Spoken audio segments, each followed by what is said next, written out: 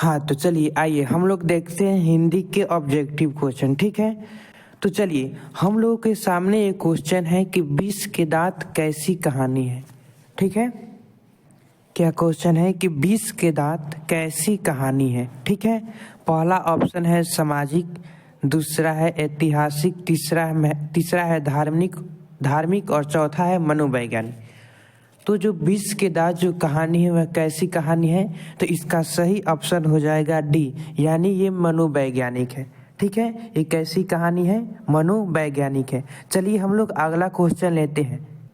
हमारा अगला क्वेश्चन इसी से रिलेटेड है क्या कि 20 के दांत समाज के किस वर्ग की मानसिकता उजागर करती है। 20 के दांत समाज के किस वर्ग की मानसिकता को उजागर करती है। ऑप्शन पहला है उच्च वर्ग, दूसरा है निम्न वर्ग, तीसरा है मध्य वर्ग और चौथा है निम्न मध्य वर्ग। जो तीसरा का सही आंसर क्या हो जाएगा, सी, यानी कि ये मध्य वर्ग की मानसिकता को उजागर करती है। ठीक है, क्या ऑप्शन होगा, सी, मध्य वर्ग। ठीक है, अगला क्वेश्चन है हम लोगों के सामने। अगला क्वेश्चन है कि 20 के दांत पाठ की विद्या है। 20 की दांत पाठ की कौन सी विद्या है, यानी कि मतलब वो कहानी है कि निबंध है कि क्या है। तो पहला ऑप्शन है निबंध, दूसरा ऑप्शन है व्यक्ति चित्र, तीसरा ऑप्शन है कविता और चौथा है कहानी। तो जो इस 4 नंबर का सही आंसर क्या हो जाएगा, 4 नंबर का डी, यानी कि जो ये 20 के दांत ये क्या है, एक कहानी है। ठीक है, इसी अगला क्वेश्चन है 20 के दांत कहानी का प्रमुख पात्र कौन है। जो कहानी 20 का दांत है उसका प्रमुख पात्र कौन है। ऑप्शन है पहला सेन साहब, दूसरा है खोखा, तीसरा है मदन और चौथा है गिरधर। पहला है सेन साहब, दूसरा है खोखा, तीसरा है मदन गिरधर और चौथा है सभी सही है। ठीक है, तो ये इसका 5 नंबर का सही आंसर क्या होगा, बी, यानी कि जो खोखा है ये क्या है, इसका प्रमुख पात्र है। ठीक है, अगला क्वेश्चन देखिए। क्वेश्चन है गिरधर लाल का बेटा था। जो गिरधर लाल था उसका बेटा कौन था। ऑप्शन है खोखा, कासू, मदन और आलू। तो इसका सही आंसर क्या हो जाएगा, 6 नंबर का ये मतलब ये खोखा था। क्या था, उसका जो बेटा था वो कौन था, खोखा। अगला देखिए, गिरधर लाल सेन साहब की फैक्ट्री में क्या था। जो गिरधर लाल था वह सेन साहब की फैक्ट्री में क्या था। ऑप्शन है किरानी, ड्राइवर, अकाउंटेंट और इनमें से कोई नहीं। तो 7 नंबर का सही आंसर होगा वो क्या होगा, ऑप्शन नंबर ए। ठीक है, यानी कि क्या था, किरानी था। अगला क्वेश्चन है क्या कि सेन साहब की नई मोटर कार किस रंग की थी। ऑप्शन है सफेद, काली, नीली, लाल। तो जो 8 नंबर का जो सही आंसर होगा वो क्या होगा, ऑप्शन नंबर बी, यानी कि वह काली रंग की थी। ठीक है, सेन साहब की नई मोटर कार किस रंग की थी, तो काली रंग की। ठीक है, अगला है क्या, अगला है सेन साहब की मोटर कार जो थी वो कितनी की थी। ठीक है, सेन साहब की नई मोटर कार कितनी की थी। ऑप्शन है 7,500, पहला है 8,500, दूसरा है 7,500, तीसरा है 6,500 और चौथा है 5,500।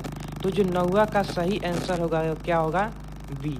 ठीक है, यानी कि ये कितने की थी, 7,500 की। ठीक है, ये ऑप्शन नंबर बी इसका सही आंसर हो जाएगा। अगला क्वेश्चन है हमारे लोगों के सामने कि सेन साहब अपने बेटे खोखा को क्या बनाना चाहते थे।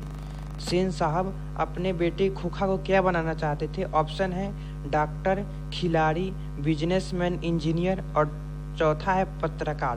तो सही 10वां का जो सही आंसर होगा वो क्या बनाना चाहते थे, तो बिजनेसमैन यानी कि इंजीनियर बनाना चाहते थे, वही बिजनेसमैन इंजीनियर। ठीक है, अगला क्वेश्चन है सेन साहब की नई मोटर कार की पिछली बत्ती का लाल शीशा किसने चकनाचूर किया। सेन साहब की नई मोटर कार की पिछली बत्ती का लाल शीशा किसने चकनाचूर किया था। ऑप्शन है मदन, दूसरा है कासू, तीसरा है सोफर और चौथा इनमें से कोई नहीं। तो 11वां का जो सही आंसर क्या होगा वो हो जाएगा बी, यानी जो कासू था, कासू वही क्या था, वो जो मतलब मोटर कार का पिछला शीशा को चकनाचूर किया था। ठीक है, अगला क्वेश्चन है सेन साहब की आंखों का तारा है कौन था। ऑप्शन है कार, खोखा, खोखी और उपर्युक्त सभी। तो जो सेन साहब के जो आंखों का तारा था वो कौन था? तो 12 नंबर का सही ऑप्शन हो जाएगा बी, यानी कि वो खोखा था। ठीक है, अगला क्वेश्चन है कि सेन साहब किस तरह के आदमी थे? सेन साहब किस तरह के आदमी थे? ऑप्शन है अहंकारी, तानाशाह, मूर्ख और विद्वान। ठीक है, जो सेन साहब थे वो किस तरह के आदमी थे? तो इसका जो 13 नंबर का सही ऑप्शन हो जाएगा वो हो जाएगा 13 नंबर का बी, यानी कि तानाशाही आदमी थे। ठीक है, तानाशाही। अगला क्वेश्चन है मदन किसका बेटा है? मदन जो है वह किसका बेटा है? पहला है सेन साहब का, दूसरा है गिरधर लाल का, तीसरा है सोफर का और चौथा है अखबार नीस का। तो 14 नंबर का सही आंसर हो जाएगा बी, यानी कि जो मदन था वह गिरधर लाल का बेटा था, यानी कि इसका ऑप्शन क्या हो जाएगा? बी। ठीक है, यहाँ पर हम लोगों का क्वेश्चन अगला है कि मदन के लिए क्या खाना मामूली बात थी? मदन के लिए क्या खाना मामूली बात थी? तो ऑप्शन है पहला है मार, दूसरा है दुलार, तीसरा है प्यार और चौथा है दुत्कार। तो 16 नंबर का जो सही आंसर होगा यानी कि ये होगा, जो मदन के लिए जो ये मार खाना ये मामूली सी बात हो गई थी। ठीक है, अगला क्वेश्चन हम लोगों के सामने यहाँ पर है कि खोखा किन मामलों में अपवाद था? खोखा जो था वह किन मामलों में अपवाद था? पहला ऑप्शन है नियम मनाने में, दूसरा ऑप्शन है घर के नियम की धज्जियां उड़ाने में, तीसरा ऑप्शन है सबको प्यार करने में और चौथा ऑप्शन है सभी गलत है। तो ये जो 17 नंबर का सही आंसर होगा बी, यानी कि ये जो था ये घर के नियम को धज्जियां उड़ाने में जो खोखा जो था वह क्या था? अपवाद था।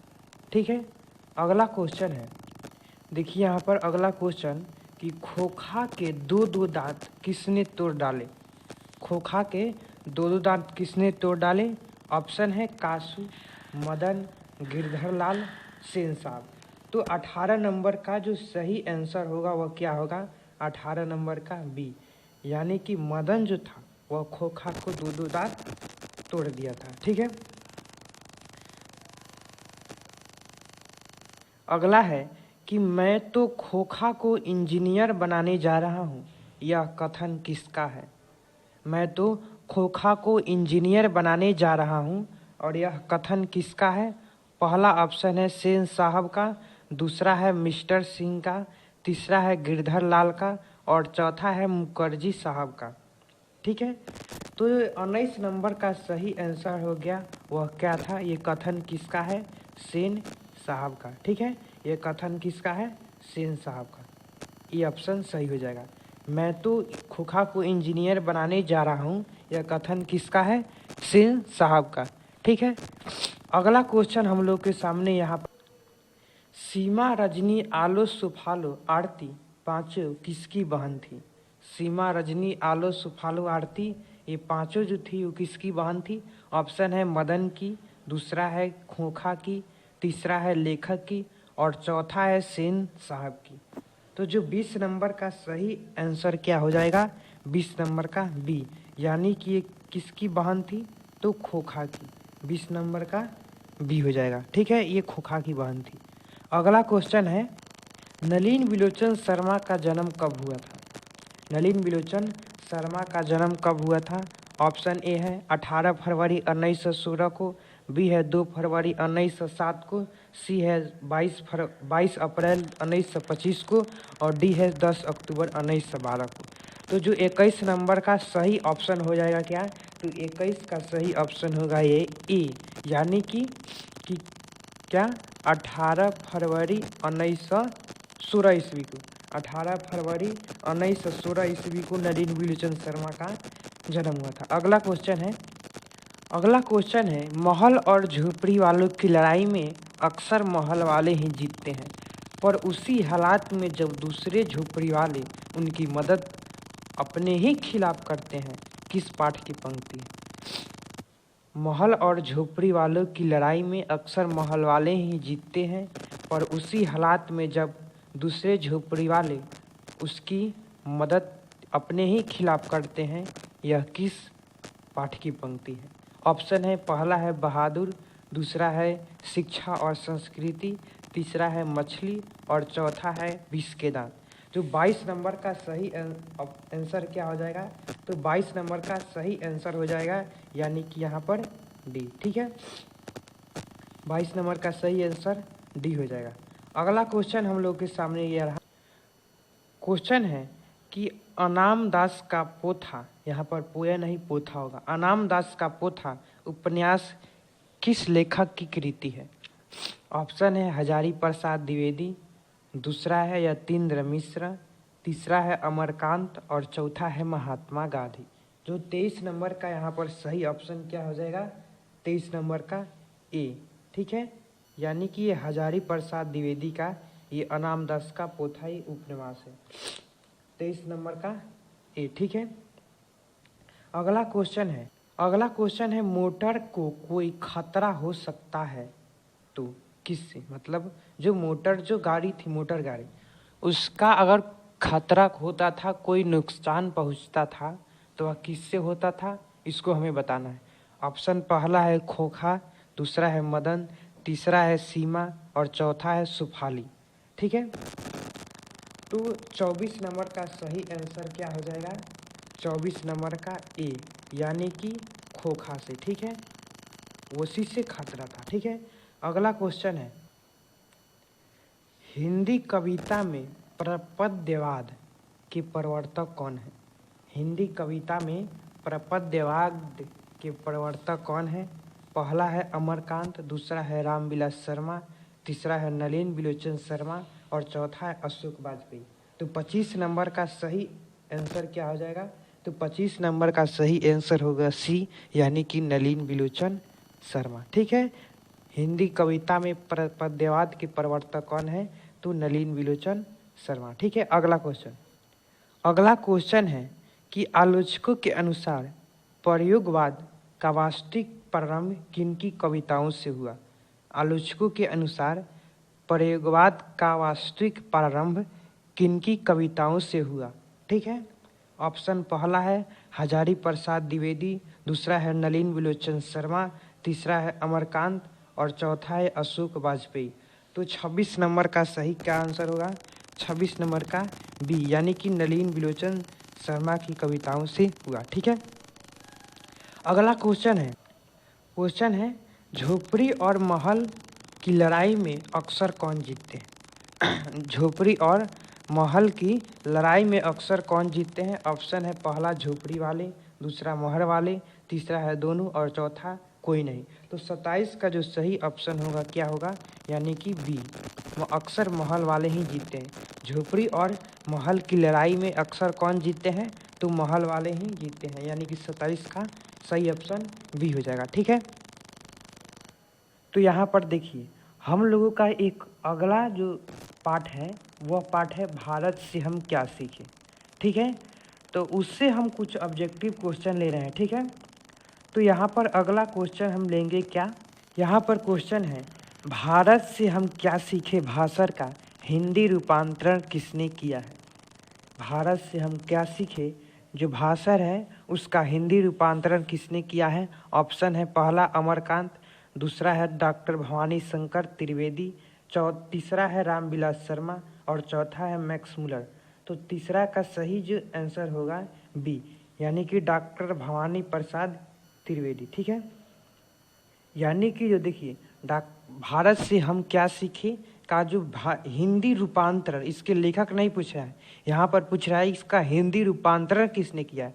तो वो डॉक्टर भवानी शंकर त्रिवेदी ने किए। ठीक है, आगे देखिए अगला हम लोग के सामने क्वेश्चन है कि भारत की सर्वाधिक आबादी कहाँ बसती है?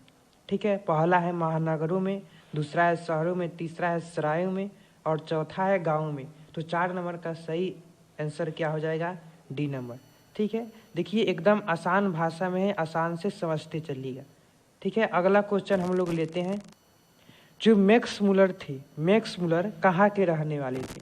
ऑप्शन है इंग्लैंड, दूसरा पहला इंग्लैंड, दूसरा जर्मनी, तीसरा अमेरिका और चौथा श्रीलंका।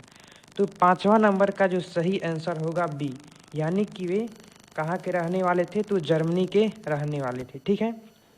अगला क्वेश्चन, मैक्स मुलर के अनुसार सच्चे भारत के दर्शन कहाँ हो सकते हैं? क्या है? मैक्स मुलर के अनुसार सच्चे भारत के दर्शन कहाँ हो सकते हैं? पहला है कोलकाता, दूसरा है मुंबई, तीसरा है मद्रास और चौथा है ग्रामीण भारत में। तो 6वां का जो सही आंसर होगा यानी कि डी नंबर ऑप्शन इसका सही होगा, यानी कि ग्रामीण भारत में जो मैक्स मुलर के अनुसार भारत के सच्चे दर्शन हो सकते हैं। ठीक है। अगला क्वेश्चन है कि मैक्स मुलर थे, यानी कि मैक्स मुलर क्या थे? तो ऑप्शन है भारत भक्त, दूसरा है संस्कृतानुरागी, तीसरा है वेदों के प्रति अगाध आस्था रखने वाले और चौथा है उपर्युक्त सभी। तो इसका 7 नंबर का जो सही आंसर होगा यानी कि डी हो जाएगा। ठीक है। ये सब थे, भारत भक्त थे, संस्कृतानुरागी थे और वेदों के प्रति अगाध रखने वाले थे। अगला क्वेश्चन हम लोग के सामने है, मैक्स मुलर ने कालिदास के किस पुस्तक का जर्मन में अनुवाद किया था? जो मैक्स मुलर थे वो कालिदास के किस पुस्तक को जर्मन में अनुवाद किए थे? ऑप्शन है पहला रघुवंश, दूसरा है मेघदूत, तीसरा है अभिज्ञान शकुंतल और चौथा है सभी सही है। तो जो 8 नंबर का सही आंसर होगा क्या? बी, यानी जो मेघदूत जो पुस्तक था, मेघदूत, उसका इन्होंने जर्मन में अनुवाद किया था। ठीक है। अगला क्वेश्चन हम लोग के सामने है, अगला क्वेश्चन है मैक्स मुलर को किसने वेदांतियों का वेदांती कहा था? मैक्स मुलर को किसने वेदांतियों का वेदांती कहा था? पहला है विवेकानंद ने, दूसरा है रामानुजाचार्य ने, तीसरा है शंकराचार्य ने और चौथा है सभी गलत है। तो 9 नंबर का सही ऑप्शन क्या हो जाएगा? ए, यानी कि उनको कौन? विवेकानंद ने क्या कहा था? वेदांतियों का वेदांती कहा था। ठीक है। अगला क्वेश्चन है कि मैक्स मुलर ने डैश वर्ष की अवस्था में लीपजिंग विश्वविद्यालय में संस्कृत का अध्ययन प्रारंभ किया। मैक्स मुलर ने डैश वर्ष की अवस्था में लीपजिंग विश्वविद्यालय में संस्कृत का अध्ययन प्रारंभ किया। ऑप्शन क्या है? पहला है 15, दूसरा है 16, तीसरा है 17 और चौथा है 18। तो 10 नंबर का सही आंसर क्या हो जाएगा? डी, यानी कि 18 वर्ष की उम्र में इन्होंने क्या किए? तो लीपजिंग विश्वविद्यालय में क्या किए थे? तो संस्कृत का अध्ययन प्रारंभ किए थे। ठीक है।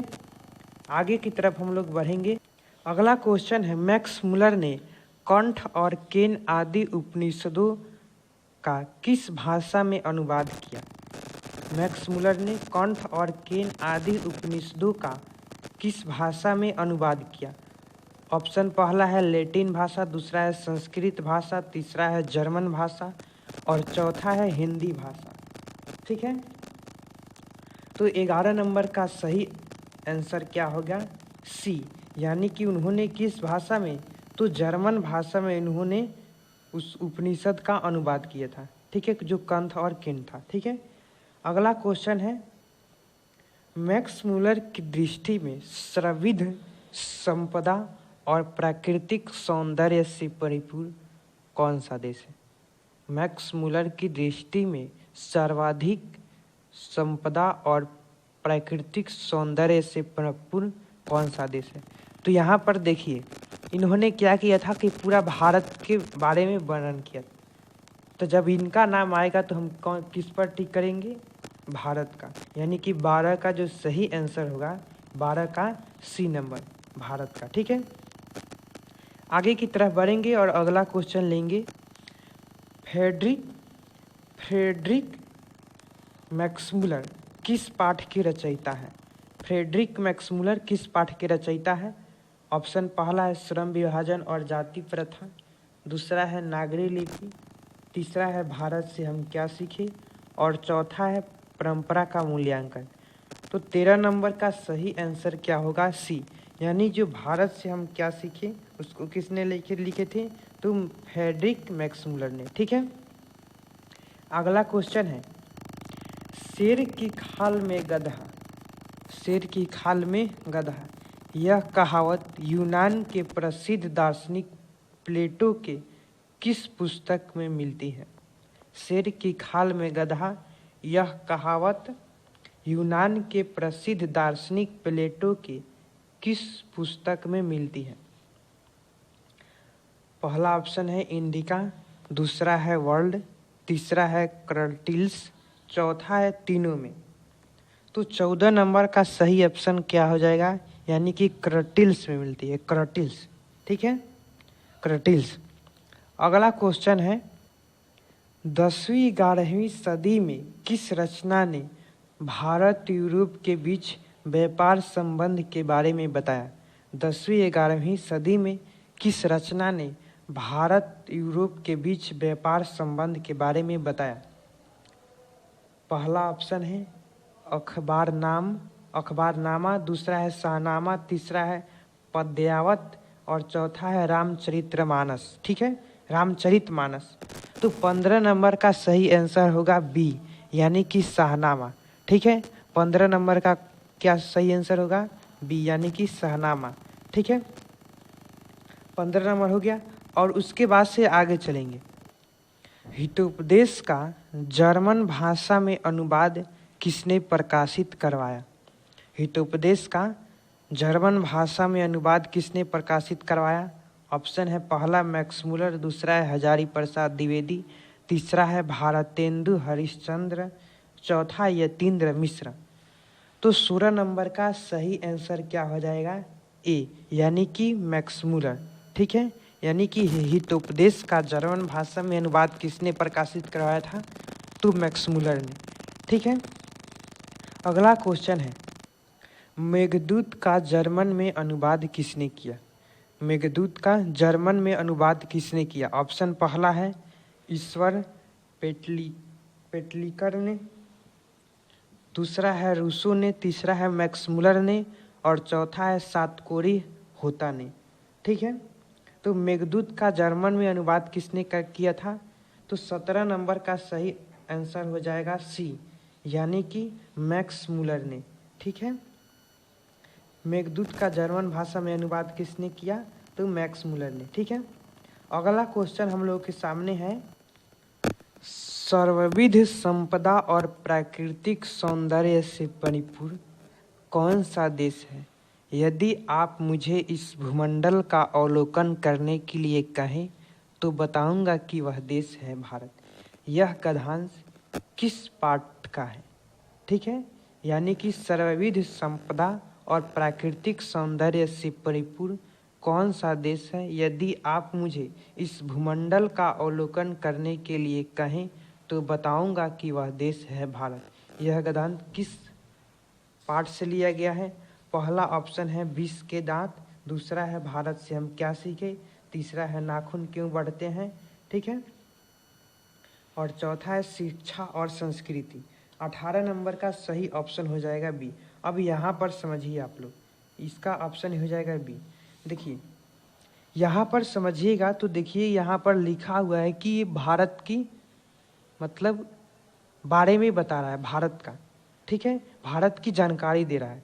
तो जब भारत की ये जानकारी देखिए यहाँ पर, तो जब भारत की जानकारी और हम देखेंगे कि ये किस में है तो भारत से हम क्या सीखें, तो इसीलिए इसका ऑप्शन क्या हो जाएगा? बी नंबर, यानी कि 20 सही हो जाएगा, 18 का बी। अगला क्वेश्चन है, सर विलियम जोन्स समुद्री यात्रा करते हुए भारत कब पहुँचे? ठीक है, सर विलियम जोन्स समुद्री यात्रा करते हुए भारत कब पहुँचे? पहला ऑप्शन है 1823 ईस्वी में, दूसरा है 1783 ईस्वी में, तीसरा है 1900 ईस्वी में और चौथा है 1794 ईस्वी में। तो 19 नंबर का सही आंसर क्या हो जाएगा? बी, यानी कि 1783 ईस्वी में। ठीक है, 19 नंबर का बी सही हो जाएगा। अगला क्वेश्चन है कि मैक्स मुलर का जन्म कब हुआ था? मैक्स मुलर का जन्म कब हुआ था? पहला ऑप्शन है 1823 ईस्वी में, दूसरा है 1824 ईस्वी में, तीसरा है 1825 ईस्वी में और चौथा है 1826 ईस्वी में। तो मैक्स मुलर का जन्म कब हुआ था, यानी कि 20 नंबर का सही आंसर क्या हो जाएगा, ए। ठीक है, 1823 ईस्वी में, 1823 ईस्वी, 20 नंबर का ए ऑप्शन सही हो जाएगा। ठीक है, अगला क्वेश्चन देखिए, किस गवर्नर जनरल के समय 172 दारिश नामक सोने से भरा घड़ा मिला था? किस गवर्नर जनरल के समय 172 दारिश नामक सोने से भरा घड़ा मिला था? पहला ऑप्शन है लॉर्ड कॉर्नवालिस, दूसरा है लॉर्ड विलियम बेंटिक, तीसरा है लॉर्ड डलहौजी और चौथा है वारेन हेस्टिंग्स। ठीक है, तो जो 21 नंबर का सही ऑप्शन हो जाएगा, क्या हो जाएगा, 21 नंबर का डी। 21 नंबर का क्या हो जाएगा, डी, यानी कि क्या, वारेन हेस्टिंग्स। ठीक है, अगला है दारिश क्या है? दारिश क्या है? ऑप्शन ए है सोने के सिक्के, दूसरा है चांदी के सिक्के और तीसरा है तांबे के सिक्के और चौथा है इनमें से कोई नहीं। तो 22 का जो सही आंसर होगा 22 का हो ए, यानी कि दारिश क्या है, तो ये सोने के सिक्के हैं। ठीक है, अगला क्वेश्चन देखिए, वारेन हेस्टिंग्स कहाँ का गवर्नर जनरल था? वारेन हेस्टिंग्स कहाँ का गवर्नर जनरल था? पहला ऑप्शन है भारत, दूसरा है श्रीलंका, तीसरा है जर्मनी और चौथा है यूनान। तो 23 का सही आंसर क्या हो जाएगा, भारत का। ये जो वारेन हेस्टिंग्स था वह भारत का गवर्नर जनरल था। ठीक है, 23 का ए सही हो जाएगा। ठीक है, आगे बढ़ेंगे और अगला क्वेश्चन है कि हकर्स थे क्या थे?